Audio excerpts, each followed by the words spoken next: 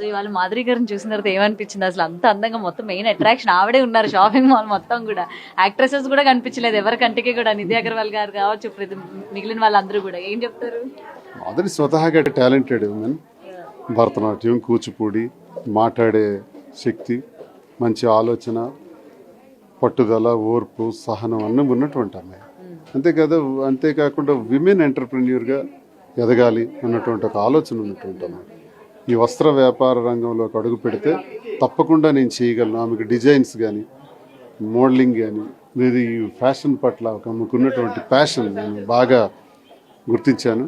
కాబట్టి మీకు కొంత సపోర్ట్గా మనం చేస్తే ఇవన్నీ చేయగలుగుతుందని ఆశతో చేశాను.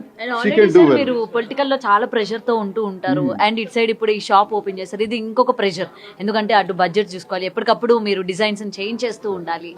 ఎటువంటి ఇన్పుట్స్ తీసుకుంటున్నారు సార్? లేదు, నాకు కాన్సన్ట్రేట్ చేయగలను. ఒకవైపు రాజకీయం చేయాలి.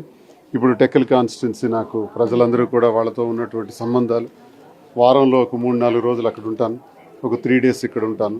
అక్కడ ప్రజా సమస్యల పట్ల స్పందించడం, వాటి కార్యక్రమాలన్నీ చూడటం, పార్టీ కార్యక్రమాలు చూడటం, మళ్ళీ జగనన్నను ముఖ్యమంత్రిని చేసుకోవాలి. అలాగే ఈ వస్త్ర రంగంలో కూడా అడుగు పెట్టాం కాబట్టి ఈ వ్యాపార రంగంలో కూడా అత్యున్నత శిఖరాలకు ఎదగాలి. ఎందుకు సార్ మీ పార్టీ తరపున ఉన్న వాళ్ళని ఎవరిని కూడా ఇన్వైట్ చేయలేదు? ఇది రాజకీయంగా మేము చేయట్లేదు. వ్యాపారం వేరు, రాజకీయం వేరు. ఇది కేవలం అందరితో, అన్ని పార్టీలతో, 100 మంది వ్యక్తులతో మాకు సంబంధం కావాలి. ఇక్కడ తెలంగాణకు వచ్చేటప్పటికి మాకు ఈ పార్టీతో సంబంధం లేదు.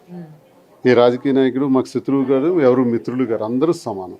All are equal. అందరికీ గౌరవంగా రెస్పెక్ట్ చేసుకొని ముందుకెళ్తాం. ఇక్కడ వ్యాపారమే ప్రధానం.